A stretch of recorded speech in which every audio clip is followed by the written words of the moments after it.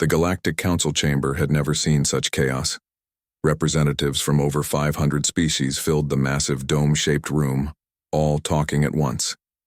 Emergency sessions were rare, but the human situation had created panic across the galaxy. Captain Han Wool and his crew sat in a special section marked Subjects Under Review. They felt like criminals on trial, even though they had done nothing wrong. Chancellor Vextar called for order by activating a sound-dampening field. The chamber fell silent. "We are here," he announced, "to discuss the threat posed by human consumption of enhancement substances." Prosecutor Zeldar, a tall alien with silver skin and 4 arms, stood up to present the evidence. His species was known for their strict adherence to galactic law. "Honored delegates," Zeldar began, "the evidence is clear. Humans regularly consume substances that would enhance any other species to dangerous levels." The main screen showed video recordings of the humans during their energy drink episodes. The assembly watched Bo-Ram defeat Korgak in arm wrestling, Tae-Min solve complex equations in seconds, and Han Wool process legal documents at superhuman speed.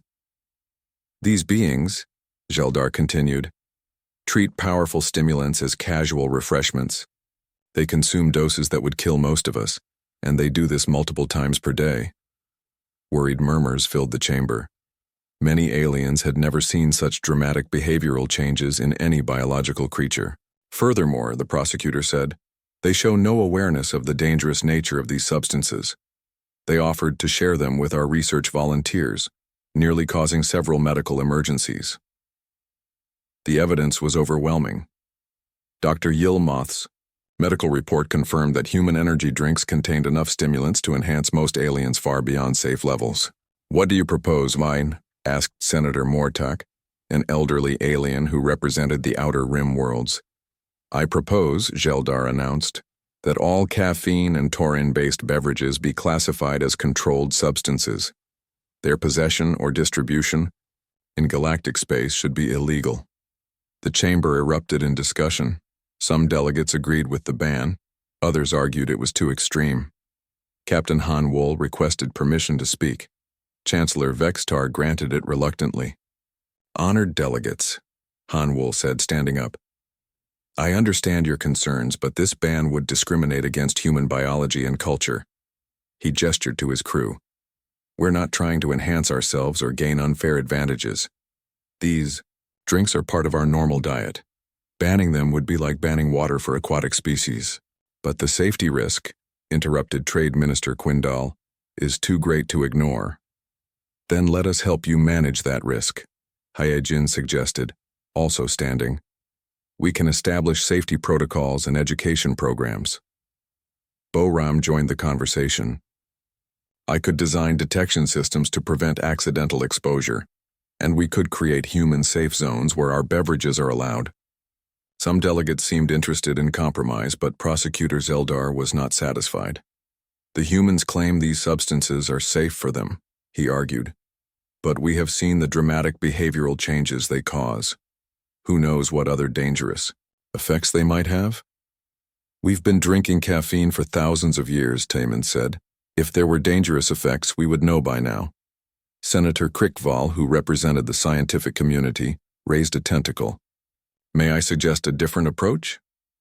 The chamber turned to listen. Senator Krickval was respected for his wisdom and practical solutions. "Rather than ban these substances entirely," he said, "why not use this opportunity to learn? Humans have evolved unique biological adaptations. This could benefit medical research throughout the galaxy." Dr. Yilmoth stood up from the observer section. "I agree with Senator Krickval. Human biology could help us understand neurological enhancement and metabolic adaptation." The discussion continued for hours. Different species proposed various solutions. Complete ban with no exceptions. Human-only zones where energy drinks were permitted. Strict licensing and medical supervision for all caffeine products. Joint research. Programs to study human biology, special diplomatic immunity for human consumables. Finally, Chancellor Vextar called for a vote on a compromise proposal. "The Galactic Energy Drink Prohibition Protocol," he announced, "with the following provisions. First, All caffeine and taurine-based beverages are banned from general galactic commerce. Second, humans are granted special biological exemptions for personal consumption. Third, humans must never offer these substances to non-human species without proper medical supervision. Fourth, all diplomatic facilities hosting humans must establish secure storage areas for human consumables. Fifth, humans agree to participate in ongoing biological research to understand their unique adaptations.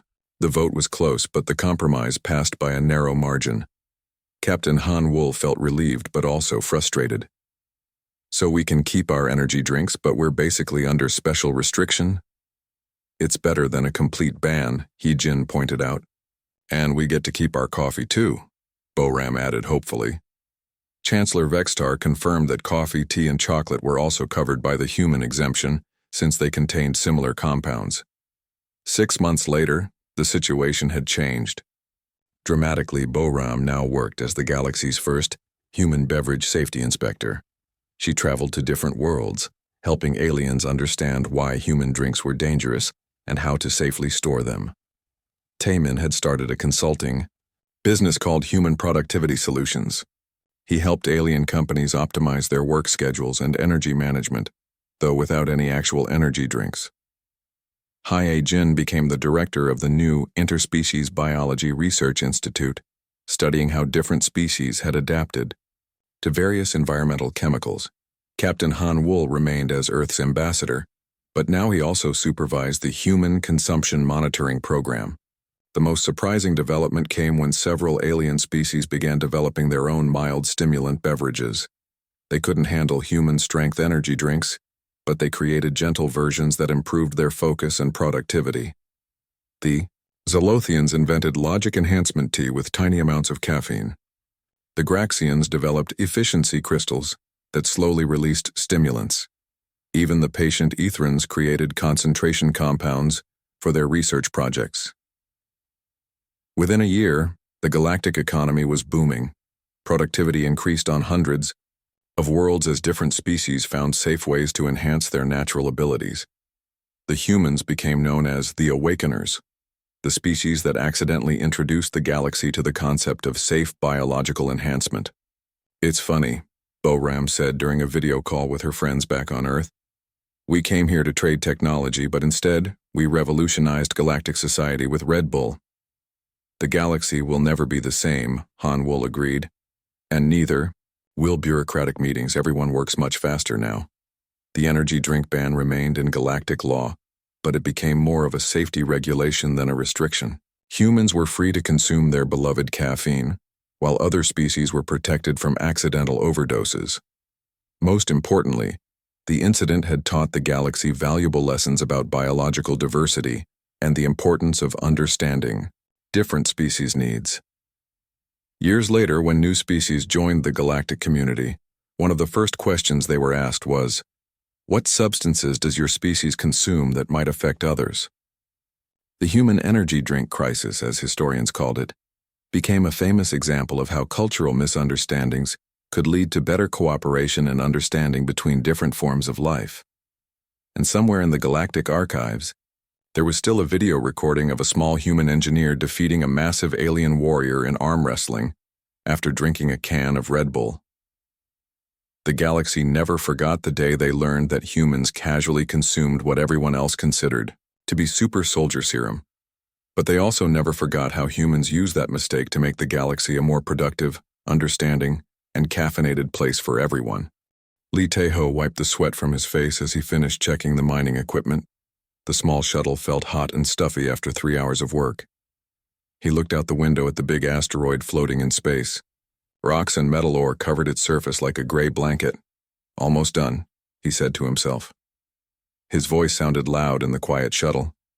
Tae-ho was 28 years old and had been working in space for 5 years. He fixed mining machines on asteroids far from Earth. The work was hard but paid well. He sent most of his money back home to his family in Seoul. The communication device on his desk made a beeping sound. Tae-ho pressed a button to answer it. "Tae-ho, this is Minsu back at the base." His friend's voice came through the speaker. "How is the repair work going?" "Good. The drill is working again. I should be back in 2 hours, Tejo replied. Great. The weather report shows a solar storm coming. You better hurry back before it hits. Tejo looked at his watch. Solar storms were dangerous for small ships like his. They could damage the engines and electronics. I will leave in 30 minutes, he said. Be careful out there, friend. The communication ended. Tejo packed his tools and prepared to leave. He had done this job many times before. Fix the machines, go back to base, and wait for the next job. It was simple work, but someone had to do it. 20 minutes later, Tejo started his shuttle, engines. The small ship lifted off from the asteroid surface. He set the course for the mining base, which was 6 hours away at normal speed. But he needed to go faster because of the storm. Everything seemed normal for the first hour. Tejo ate a sandwich and drank coffee while watching the stars. Space was beautiful, but lonely. He missed his family and friends back on Earth. Then, the trouble started. The shuttle began to shake. Red warning lights flashed on the control panel. Tejo looked at the readings and felt his heart beat faster. The solar storm had arrived early. Not good, he said. His hands moved quickly over the controls, trying to keep the ship steady. The storm hit like an invisible wall. Electricity danced across the shuttle's windows. The engines made strange noises. More warning lights came on. Tejo tried to call the base, but the radio only made static sounds. The storm blocked all communications. He was alone. The main engine stopped working. The shuttle began to drift in space like a leaf in the wind. Tejo worked hard to start the backup engine, but it would not turn on. The electrical systems were damaged. Come on, he said, hitting buttons and switches. Nothing worked. The air recycling system made a loud noise and stopped. Tejo looked at the oxygen meter. He had maybe 4 hours of air left. After that, he would die. He activated the emergency beacon. It was his only hope. The beacon would send a signal across space asking for help. But the mining base was far away, and no other ships worked in this area. Tejo sat back in his chair and tried to stay calm. He had trained for emergencies like this. The first rule was not to panic. Panic would make him use oxygen faster. He tried to fix the engines again. He took apart control panels and checked wires. Some were burned from the storm. He found spare parts and tried to replace them, but his hands shook from worry. Time passed slowly. The oxygen meter showed 3 hours left, then 2 hours, then 1 hour. Tejo felt dizzy. His head hurt. These were signs that the oxygen was running out. He lay down on the floor to use less energy. Maybe someone would find his beacon signal. Maybe they would find his body and tell his family what happened. He thought about his mother and father. They would be sad. He thought about his sister, who was studying to be a doctor. He would never see her graduate. As the oxygen got lower, Tejo felt sleepy. His eyes closed even though he tried to keep them open. Far away, something was watching. The Vorthak ship Eternal Seeker moved through space like a giant crystal. It was beautiful and strange, with smooth walls that reflected light like a diamond. Inside, tall beings with glass-like skin worked at control stations. Curator Vextalan stood 10 feet tall. His body was made of living crystal that changed colors. When he moved, his face had no mouth, but he could speak through vibrations in the air. Scanner reading shows a small vessel in distress, reported one of his workers. Vextalan moved to the viewing area. His large eyes, which looked like blue jewels, focused on the human shuttle. Interesting. What species does it belong to? The worker checked the computer. Unknown, Curator. The vessel uses primitive chemical propulsion. The occupant appears to be a bipedal mammal. A mammal? Vextalan's crystal body turned purple with interest. How fascinating. Scan the creature. Inside, the ship's powerful scanners looked through the shuttle's walls. They saw Tejo lying unconscious on the floor. His body was small compared to the tall Vorthak. His skin was soft, not hard like crystal. He had hair on his head and wore simple clothes. The creature shows signs of intelligence, the worker reported. It was attempting to repair its vessel before losing consciousness. Vextalon moved closer to the viewing screen. Remarkable. Look at its delicate hands. See how it crafted tools from its environment. This species shows advanced problem-solving behavior. Should we assist it, Curator? Vextalon thought for a moment. The Vorthak Collective was famous across the galaxy for their Nexus Menagerie, a place where they kept the most interesting creatures from different worlds. Visitors came from hundreds of star systems to see their collection. This creature would make an excellent addition to our collection, Vextalon decided. Its intelligence levels are impressive for a primitive species. Capture it carefully. I want it alive and unharmed. But Curator, what if it belongs to a spacefaring civilization? Vextalon's body turned red with amusement. Look at its technology. Chemical rockets and metal tools. This is clearly a non-sapient species that somehow learned to copy advanced technology. Perhaps it found crashed ships and copied the designs without understanding them. The Vorthak ship moved closer to Taiho's shuttle. A bright beam of light surrounded the small vessel and pulled it inside the larger ship's cargo bay. Vextalon watched as his workers carefully removed the unconscious human from the damaged shuttle. They put him in a special container filled with the right air mixture to keep him alive. Take it to Medical Bay 3, Vextalon ordered. I want a complete biological scan, then prepare Habitat 7 for a new resident. As the workers carried Taiho away, Vextalon felt excited. This new creature would be the star of his collection. Visitors would come from across the galaxy to see the intelligent mammal that could use tools and solve problems. He had no idea that he had just captured a member of humanity, a species that would soon turn his perfect world upside down. In the medical bay, Taiho slept deeply while alien machines scanned his body. The computers recorded everything about him, his DNA, his brain patterns, his physical abilities, but they could not record his thoughts, his memories of home, or his determination to survive. The Vorthak had made their first big mistake. They thought they had captured a clever animal. They had actually captured a human being. And that would change everything. Word count: 150. 3 months had passed since Taiho was captured. He had learned many things about his prison and his captors. The crystal beings were called Vorthak, and they spoke by making vibrations in the air. He had learned to understand some of their simple words. The habitat had become his world. He knew every tree, every rock, and every corner. He had built several shelters and made many tools. The Vorthak were always amazed by what he could create with simple materials. But Taiho was getting desperate. Every day more aliens came to stare at him through the viewing windows. They pointed at him and made excited sounds. Some brought their children to see the amazing intelligent creature. I am not a creature, Taiho said to himself every morning. I am a human being. I have a name. I have a family. I have friends who are probably looking for me. He thought about his friend Minsu often. They had grown up together in Seoul and had worked together in space for 3 years. Minsu was brave and loyal. If anyone would try to find him, it would be Minsu. On this particular morning, Taiho was working on a new project. He was trying to build a device that could send radio signals. Maybe he could contact human ships if any came near this place. He had found some metal pieces from the broken toys and was trying to connect them in the right way. It was difficult work without proper tools, but Taiho was stubborn. As he worked, he heard new sounds from outside his habitat.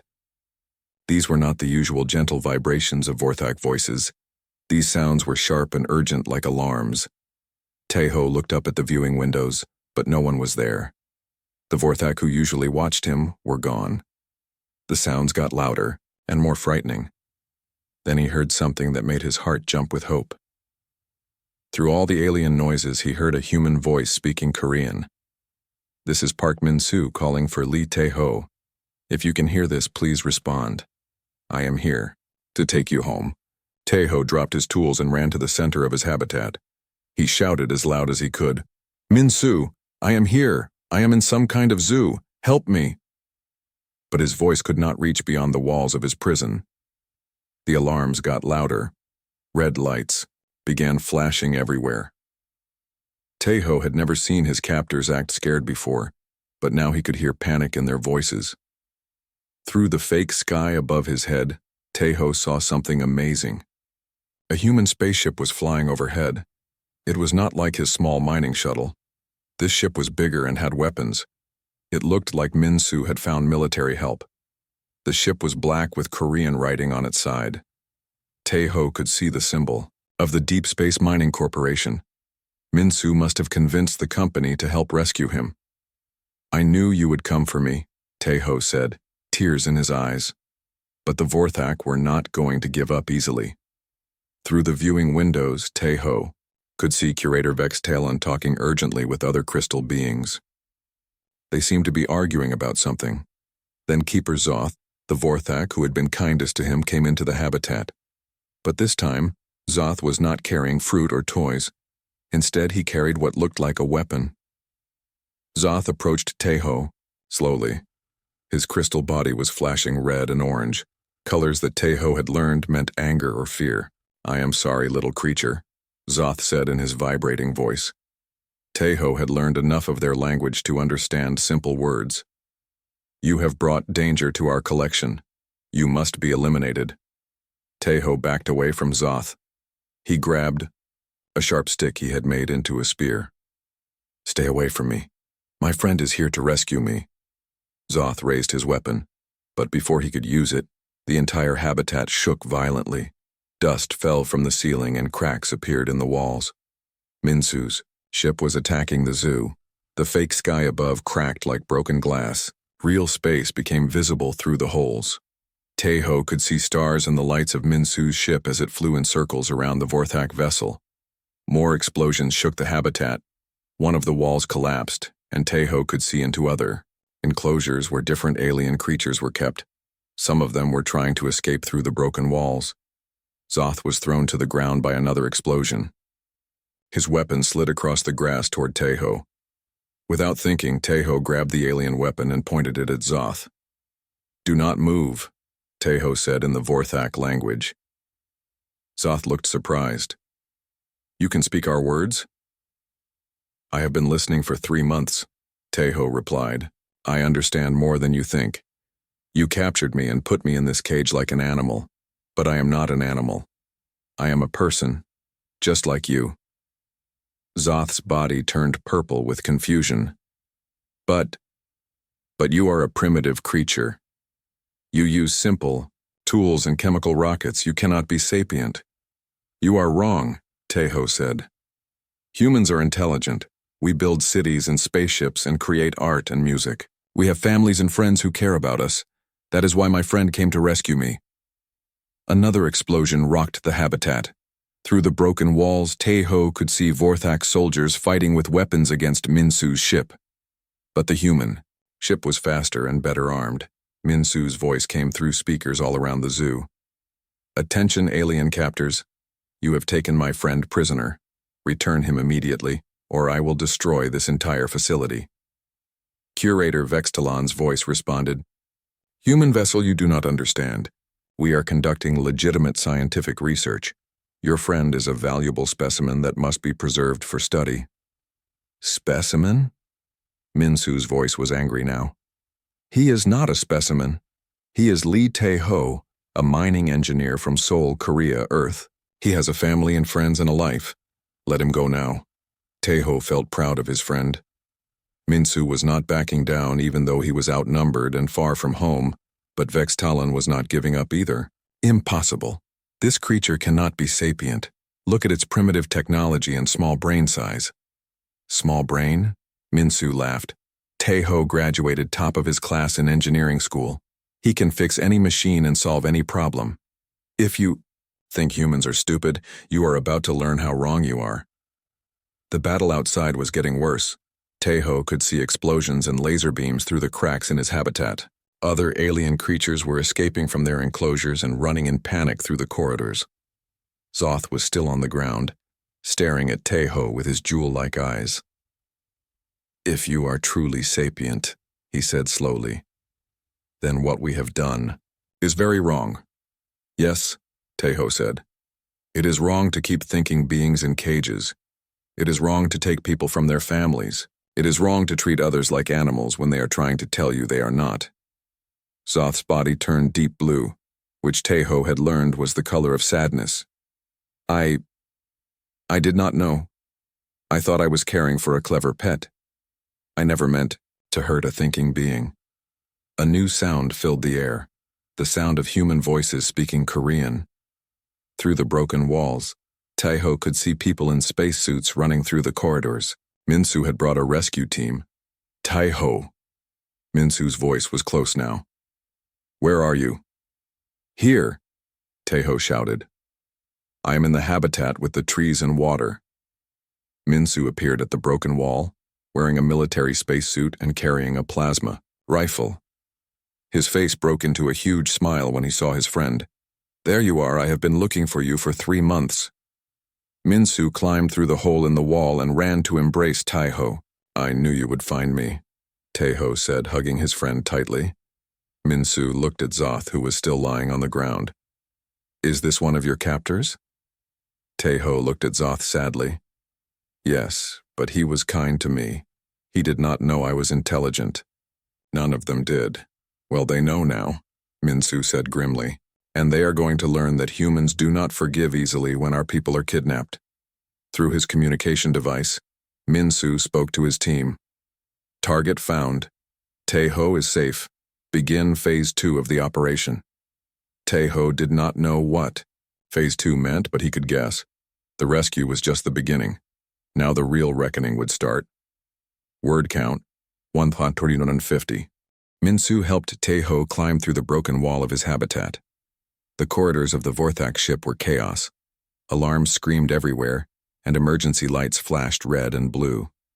Alien creatures that had escaped from other habitats ran in, all directions. Stay close to me, Minsu said, checking his weapon. This place is falling apart. As they moved through the corridors, Teho saw things that made him sick. There were hundreds of enclosures, each containing different alien species. Some of the creatures looked intelligent. They wore clothes or used tools. But they were all trapped like animals in a zoo. Minsu, Teho said, I think some of these other prisoners are intelligent too. The Vorthak have been capturing thinking beings and calling them animals. Minsu stopped and looked into one of the enclosures. Inside was a creature that looked like a large insect, but it was building something complex with its hands. The creature saw them and made sounds that might have been words. You are right, Minsu said. This is bigger than just rescuing you. This is about saving everyone here. They continued moving until they reached a section where the walls had been completely destroyed. In the wreckage, they found someone unexpected, another human. She was a woman about 30 years old, with long black hair and intelligent eyes. She was helping injured alien creatures and speaking to them in different languages. Who are you? Minsu asked, pointing his weapon at her carefully. The woman looked up and smiled with relief. Thank goodness, other humans. I am Kang Hee-jin. I have been trapped here for 6 months. Teho felt shocked. 6 months? They captured you too? Yes, Hyejin said sadly. I was on an archaeological mission studying ancient ruins on a distant planet. The Vorthak found me and decided I was a primitive bipedal species that had learned to use advanced tools. Minsu lowered his weapon. How did you survive for so long? I learned their language and studied their society, Hyejin explained. The Vorthak believe they are the most advanced species in the galaxy. They think any species that uses different technology must be less intelligent. She pointed to the escaping creatures around them. But I discovered something terrible. Many of these prisoners are actually intelligent beings from species the Vorthak deliberately keep unrecognized. They capture people from frontier worlds and classify them as animals to avoid diplomatic problems. Teho felt angry. You mean they have been doing this to other species too? For hundreds of years, Hyejin said. The Nexus Menagerie is famous across the galaxy, but nobody knows that half the exhibits are actually people, not animals. Minsu spoke into his communication device. Command, this is Minsu. We have found another human prisoner and evidence of a major galactic crime. We need to document everything. Here. Roger, Minsu. came the reply. Admiral Yoon wants all evidence recorded. This situation is bigger than we thought. Heejin led them to a control room where Vorthak computers stored information about all the prisoners. She had learned to use their technology during her months in captivity. Look at this, she said, showing them files on the computer screens. They have beings from 47 different species here. Many of them are from civilizations that applied to join the Galactic Council, but were rejected because the Vorthak testified they were not intelligent enough. The Vorthak lied to keep these species out of the Council? Taeho asked. Exactly. If these species were recognized as intelligent, the Vorthak would have to release them and lose their most popular zoo exhibits. So they use their influence to keep them classified as animals. Minsu was recording everything with his suit's camera. This is evidence of conspiracy and slavery on a galactic scale. Hyejin nodded. I have been preparing for this moment for months. I have recordings of Vorthak officials admitting to the conspiracy. I have documents showing the bribes they paid to council members. I have proof of everything. She activated a special communication system she had built from stolen Vorthak equipment. I can broadcast this evidence across the entire galactic communication network. Every planet, every space station, every ship will receive it. Do it, Minsu said. Heejin's fingers moved quickly over the alien controls. Broadcasting now on all galactic frequencies. Across the galaxy, the message began reaching different worlds. On the planet Zerion, insect-like beings received proof that their missing colonists were not dead, but imprisoned in the Nexus menagerie. On the water world of Aquatica, dolphin-like creatures learned that their exploration teams had been captured and displayed as intelligent sea animals. The reaction was immediate and explosive. Angry messages flooded the galactic communication networks.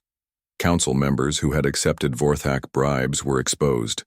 The carefully constructed lie began to collapse, but Curator Vex Talon was not giving up without a fight. His voice came through the ship's speakers. Attention, intruders. You have destroyed our research facility and released dangerous specimens. For the safety of the galaxy, this ship will now be sterilized. Sterilized? Taeho asked. Hyejin's face went pale. He means they are going to destroy the ship with everyone on it. They would rather kill all the evidence than face punishment for their crimes. Minsu spoke urgently into his communicator. Admiral Yoon, the Vorthak are trying to destroy the ship. We need immediate evacuation for all the prisoners. Already on it, came the Admiral's voice. I have called for backup. Help is coming. Through the broken walls, they could see something amazing happening in space. Ships were arriving from all directions. Not just human ships, but vessels from dozens of different species. Word of the broadcast had spread quickly, and everyone was coming to rescue their people. A massive ship shaped like a spiral shell belonged to the Aquatica fleet. A ship that looked like living metal came from the Zerion systems. Ships of every size and design surrounded the Vorthak vessel. Admiral Yoon's voice came through on all frequencies. Attention, Curator Vex Talon. You are surrounded by the fleets of 47 different species. Surrender immediately and prepare to face justice for your crimes. Vex Talon's reply was desperate. You do not understand. We were protecting the galaxy from primitive species. We were maintaining order. You were enslaving innocent people, Admiral Yoon replied coldly. Your time is over. Inside the ship, Taeho, Minsu, and Hyejin worked together to help the escaped prisoners reach evacuation points. Many of the creatures they rescued thanked them in languages they could not understand, but gratitude needed no translation. Keeper Zoth appeared in the corridor, no longer carrying weapons. His crystal body was deep blue with sadness. I want to help, he said to Taeho. I want to make up for what we have done. Taeho looked at his former captor. Despite everything, he felt sorry for Zoth. Then help us get everyone to safety. Show us where the other prisoners are kept. Zoth nodded and led them through the ship to hidden sections where the most valuable specimens were kept in special secure habitats. As they rescued more prisoners, Taeho realized something important. The Vorthak were not evil by nature. They had convinced themselves that what they were doing was right because they could not imagine that intelligence could exist in forms different from their own, but their prejudice and arrogance had led them to commit terrible crimes. And now they would have to face the consequences. The rescue operation continued as more ships arrived. Soon, the space around the Nexus menagerie looked like the biggest gathering of different species in galactic history. The Vorthak's perfect world was crumbling, and there was no way to put it back together. Word count 1,150. The evacuation took 12 hours. Ship after ship arrived to collect their rescued people. Tejo watched through the viewing ports as families were reunited with loved ones they thought were dead. The sight made him think of his own family back on Earth. "They will be so happy to know I am alive," he said to Minsu. "Your mother cried for weeks when we could not find you," Minsu replied. "She made me promise to bring you home safely." Hyejin was working with representatives from different species to document all the evidence they had found. The scale of the Vorthak conspiracy was enormous. Over 300 intelligent beings had been held prisoner, some for more than 10 years. "The Galactic Council is calling an emergency session," she told them. "This scandal will change everything. Several council members are being arrested for taking bribes from the Vorthak." Admiral Yoon had taken command of the Vorthak ship. The Q, tall, stern Korean officer, was coordinating the rescue efforts and making sure no evidence was destroyed. Curator Vextalon and the other Vorthak leaders were under arrest, but many lower-ranking Vorthak like Keeper Zoth were helping with the evacuation. They seemed genuinely shocked to learn that their animals were actually intelligent beings. "I fed him fruit every day," Zoth said sadly as he helped move Taiho's belongings from the habitat. "I thought I was taking care of a pet. I never knew he was suffering." "You could not have known if no one told you," Taiho replied. "But now you do know. What matters is what you do next." As the last prisoners were evacuated, something unexpected happened. Representatives from all the rescued species gathered together in the main docking bay of the Vorthak ship. Elder Netherix, an ancient Vorthak who had opposed the conspiracy from the beginning, stood before the crowd. His crystal body was dim with shame. "We Vorthak have committed terrible crimes," he said, his voice vibrating through the air. "We let our pride and prejudice blind us to the truth. We caused suffering to hundreds of intelligent beings and their families." The crowd listened in silence. Many of the rescued prisoners showed anger in their faces, but they did not interrupt. "The Vorthak Collective will be dissolved," Netherix continued. "Our star systems will be placed under Galactic Council oversight. Our leadership will face trial for their crimes. But that is not enough to make up for what we have done." Hyejin stepped forward. "What else are you proposing?" "We want to create something good from this terrible situation," Netherix said. "We propose that this ship, the Nexus Menagerie, be converted into a memorial and research center. It will be dedicated to studying and preventing prejudice between species." Admiral Yoon crossed his arms. "And who would run this center?" "The Tao species we wronged," Netherix replied. "We propose that humanity lead this effort since you were the ones who exposed our crimes and organized the rescue." Tejo felt surprised. "Humanity? But we are new to galactic politics. We do not have experience with these things." "That is exactly why you should lead it," said a representative from the Zerion systems. "You have fresh eyes and no old prejudices. You proved that intelligence and courage matter more than technology or size." The idea grew quickly. Representatives from all the rescued species voted to support the proposal. The Nexus Menagerie would become the Sapient Rights Commission, with Earth as its headquarters. Director Choi Yunbi arrived from Earth 3 days later to take charge of the new organization. She was a small, energetic woman who had spent years studying alien cultures. "This is an incredible opportunity," she told Tejo and the others. "Humanity can help make sure that what happened here never happens again." The transformation of the ship began immediately. The habitats where prisoners had been kept were converted into conference rooms and research centers. The viewing windows became meeting spaces where different species could learn about each other. Taiho was offered a position as the first xenological ethics advisor. His job would be to help other species understand what it felt like to be imprisoned and misunderstood. "I never thought my experience as a prisoner would become my career," he said to Hyojin, who had been appointed as chief cultural liaison. Sometimes, the worst experiences teach us the most important lessons, she replied. 6 months later, Taeho stood in what had once been his prison habitat. It was now a beautiful memorial garden dedicated to recognition of universal sapience. Representatives from 47 different species had contributed plants and stones from their home worlds. The fake sky had been replaced with a real view of space. Stars twinkled overhead, and ships from many different civilizations moved peacefully through the area. Minsu had returned to his mining work, but he visited often. I still cannot believe all this started because I went looking for my lost friend, he said. You did more than find me, Taeho replied. You helped free hundreds of people and change the galaxy. Keeper Zoth approached them, carrying a small kerosene. I wanted to give you this, he said to Taeho. It was a crystal sculpture of a human figure reaching toward the stars. It is beautiful, Taeho said. Thank you. I made it to remind myself that intelligence comes in many forms, Zoth explained. I hope I never make the mistake of judging others by their appearance again. As the sun set on the memorial ceremony, Taeho thought about how much his life had changed. He had gone from being a simple mining engineer to becoming one of the most important people in galactic politics. But the most important change was not in his job or status. It was in his understanding of what it meant to be human in a vast universe, full of different kinds of intelligent life. The Vorthak had made a terrible mistake when they captured him. They thought they were taking a clever animal for their zoo. Instead, they had awakened a sleeping giant.